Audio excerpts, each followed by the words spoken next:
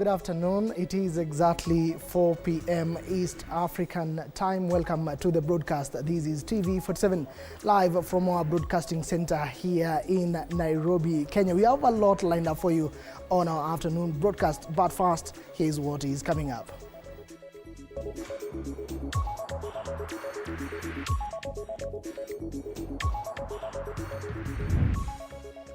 A family in Daragwa joins others in mourning as a family member who succumbed to effects of lethal drink of illegal alcohol. Inafaa pombe tumaliziwe hapa. Hiyo ni kitu si mzuri. Juu itamaliza vijana.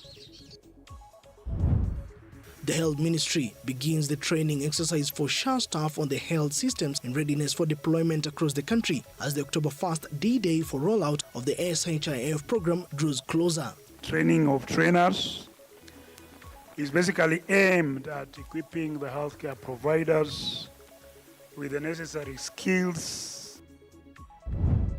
The clergy has criticized senior government officials for disobeying court orders, warning that the move may turn the country into a banana republic.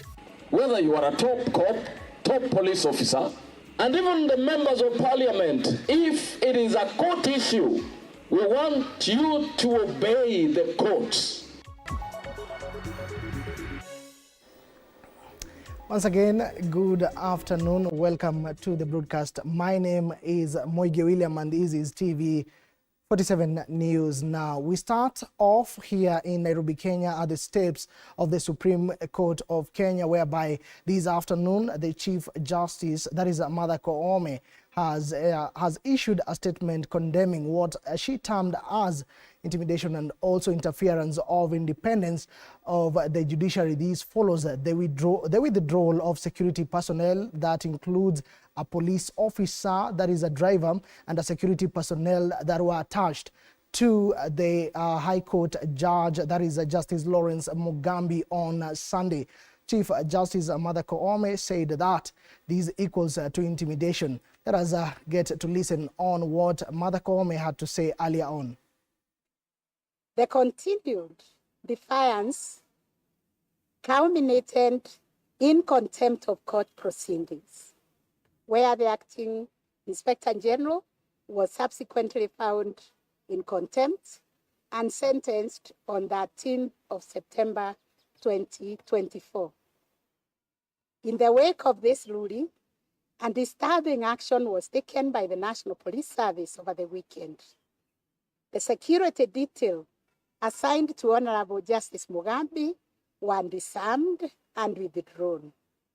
This deliberate and punitive measure represents a direct assault on judicial independence, an affront to the rule of law, and a violation of the principles enshrined in our Constitution. Article 160 of the Constitution unequivocally protects judicial independence, stating that the judiciary is subject only to the Constitution and the law and shall not be subject to the control or direction of any person or authority.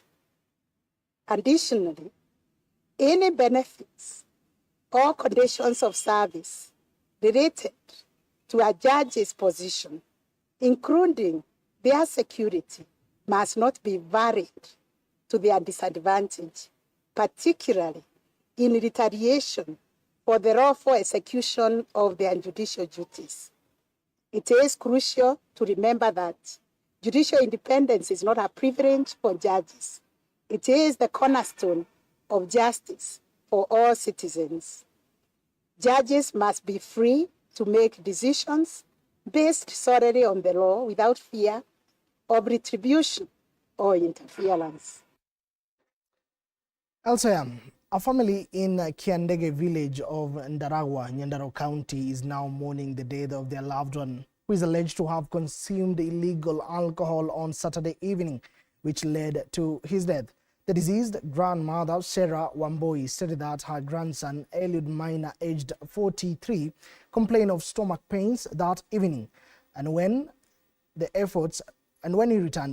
he returned home. The efforts to save his life hit a dead end when he passed away while being rushed to the hospital. One suspect who is said, or rather believed to be working in the place where the deceased is said to have consumed the alcohol, is now at Mairoinya police station pending investigations and subsequent arraignment in court. Meanwhile, residents are lamenting the negligence of security officers in the fight against illegal alcohol in the particular area.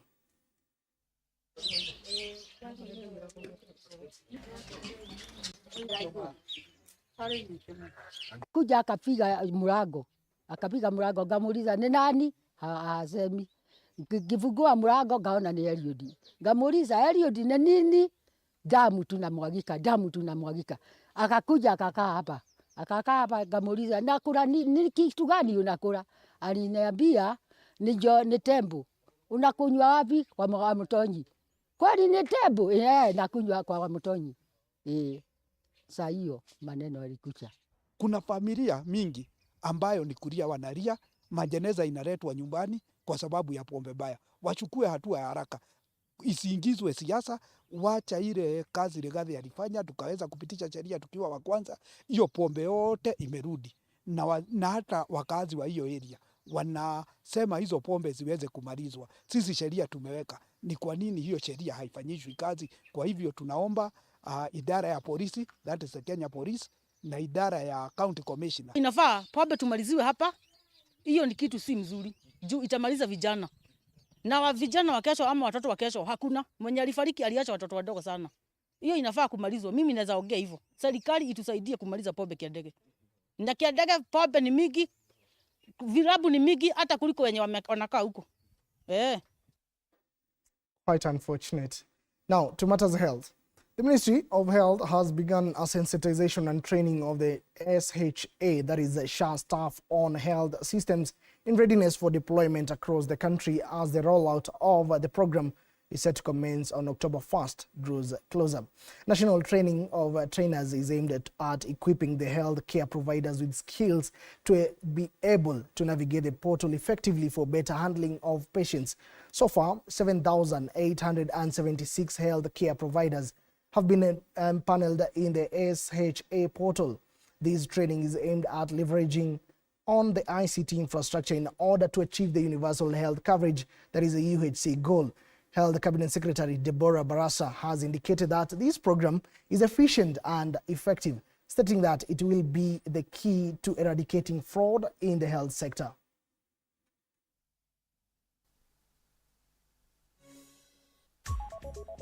National training of trainers is basically aimed at equipping the healthcare providers with the necessary skills and experience to be able to navigate the provider portal effectively for better patient experience. We want to enhance the efficiency in the system so that especially a lot of the resources that are deployed towards this project go towards actually paying for patient care as opposed to other things. In terms of UHC as well, we talk about quality.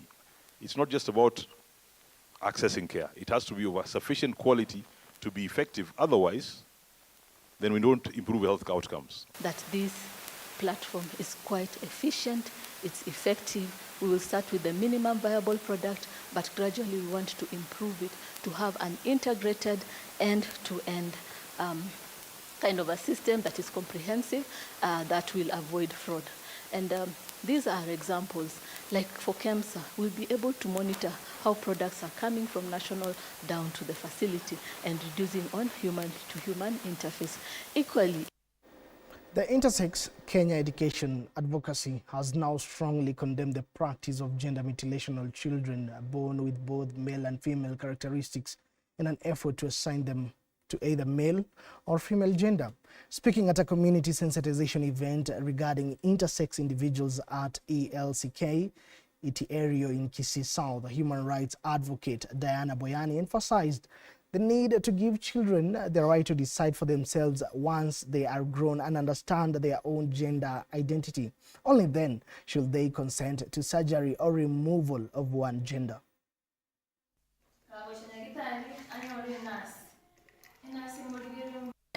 working on ending stigma against these intersex persons. We have to look at them as people who are not broken and they do not need any fixing.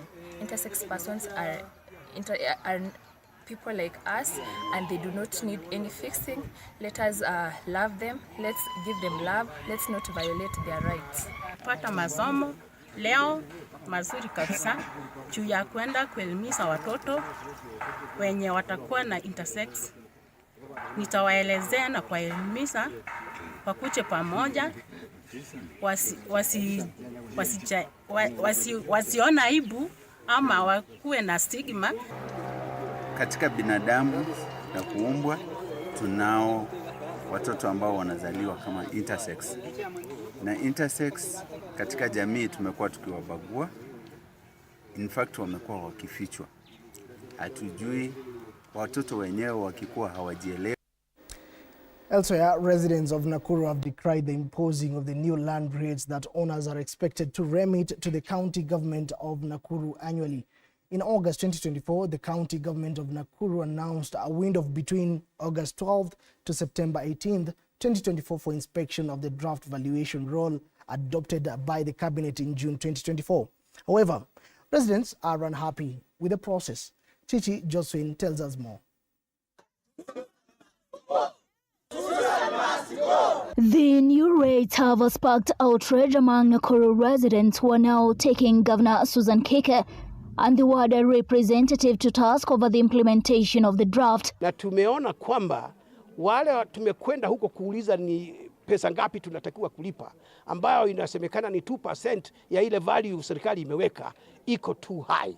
Wengine wameelezwa walipe more than 700% increase from the present rate. Nataka kuhimiza Governor Susan Kehaka ambaye kila mara tunasikia yuko kwa ndege ya kwamba kila mwananchi katika sehemu yetu ana kilio, ana huzuni, ana uchungu.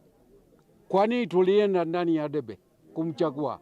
Officials of land buying companies and chairpersons of residential estates have objected to the draft, terming it as punitive due to its exponential rise, saying that they were not in any form to pay the new rates at the set of 2% of the value of their property. Sisi hapa ni watu wa vibanda. Tunatoka katika sehemu ambayo haina maendeleo yoyote. Sasa kama land rate itapandishwa juu, tutaweza kushindwa kulipa, na tukiweza kushindwa kulipa, what will be next? Hatutaki mambo ya land rate iongezewe. Na munawekewa ati ukitaka kuuliza ununue form shilingi 1,000 ndio ingizwe kwa discussion. It have never happened. I've never seen something like that. Ni watu ngapi wako na property Nakuru hapa? Millions of the people. So they can collect even 2-3 billion. Hiyo munachezewa na munakimbia kurejesta. They say that despite religiously paying the rates in the past years, they were not feeling the impact as development was not evident to them, adding that the new valuation roll had exaggerated the value of their plots, measuring 50 by 100 feet, by setting it over 3 million shillings. The value ambayo wameweka is the basis of rating in January, which will mean kama plot yako imekuwa rated 6 million times 2%, you are supposed to pay a rate of 300,000. If it is 500 times 2%, you are supposed to pay 250. Now, on what basis did they value this? One, we don't have, in this farm of ours, we don't have sewer system, we don't have water, we don't have roads. Chichi Josephine, TV47. Thank you, Chichi, for that report. To different matters, a cross-section of the clergy has condemned senior government officials for disobeying court orders, warning that the move will turn the country into a banana republic. Speaking at Etago in South Mugirango, Kisii County, the National Council of Kenya Vice Chair John Okinda alluded to the acting Inspector General Gilbert Masengeli, whom he accused of giving priority to personal issues rather than court summons. Okinda, who is also the presiding bishop of Pefa Church, reminded the church of its role on the recent school fires and ensure the affected students and parents get the necessary support. Our presiding bishop, Dr. Jimon Mosoti, Samahani, is the failure to obey the court orders. If the court orders you to appear, whether you are a top cop, top police officer, top magistrate, top preacher like me, I believe we must be guided and led by the law. We cannot lead ourselves. There must be a guiding factor. What is it that guides this nation? If it is not the law, is it a banana nation? Kenya is not. Kenya is a nation guided by law. Yes. And even the members of parliament, if it is a court issue, we want you to obey the courts. I understand that one top officer summoned 7 times, and every time he tells us that he's busy. What business does he have that causes him to disobey the law by which he protects? If you are an enforcer of law and you don't respect the law, then we are wondering, what are you enforcing? But even as we do that, we remember the school fraternity of this academy, because it has left them with bad memories. We can only pray that God will heal even those students who escaped unhurt, so that they may be able to trust again the boarding schools that they will go into. A section of residents from Mount Kenya region and members of the Mount Kenya business community Nyahururu branch in Laikipia County have raised concerns over the unstable political environment in the region, which they feel is at the expense of development. Mount Kenya business chairperson Francis Njenga urged area leaders to prioritize residents' interest instead and set aside their own personal interest.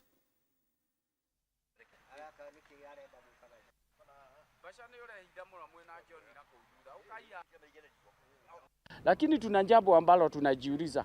Bona tulimchapa rais ambaye aliondoka, rais Uhuru Kenyatta. Sasa tumeletewa vita ingine ya Gachagua. Tunauliza, kwani watu wa Mount Kenya ni wajinga anje ati wanatumia tu mambo ya vita kupiga wenyewe kwa wenyewe? Na wale viongozi ambao wanaleta hizi mambo ni wale ambao tulishagulia watuletee maendeleo. Tunataka kuwaambia, mkikaa na rais, washeni tuletewe maendeleo ya barabara, maendeleo ya maji, mambo ya Mount Kenya tusikie zile miradi ambazo zilikwama. Amekuwa appointed. Yeye ni kazi alipewa na president. Na president tunampenda sana. Na sijui ni kwa nini watu wanakutana wanasema ati Kidiki ndio kiongozi wao, ati sijui wa East, sijui wa wapi. Hiyo haiwezi kuwa, kwa sababu hajachaguliwa na mtu. Kiongozi lazima awe mtu ambaye amechaguliwa na watu. Na sisi hatukuchagua Kidiki. Sisi tulichagua president na Rigathi wakachagua. Na hawa ndio tunajua. Kidiki hakuchaguliwa na mtu. Politics of Murima. Bora usiguze Murima. Now, AMG Realtors has officially launched its third library in the country, this one being located in Kibra in Nairobi County. Senior officials from the company hailed the project, calling it beneficial to the local community, especially for school-going children, while promising to further improve the library by adding more resources.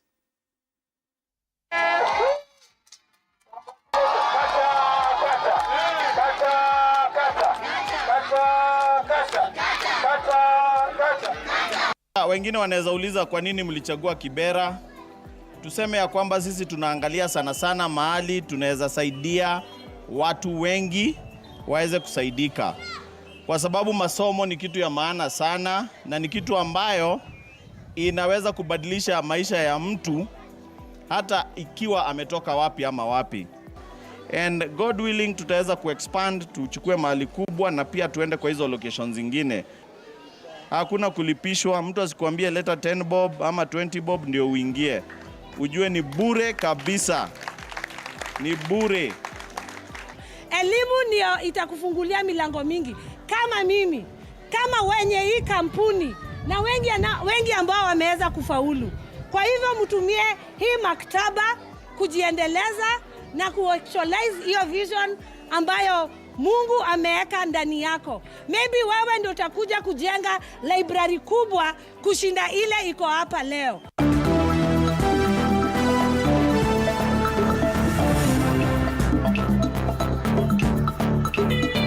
Sports News.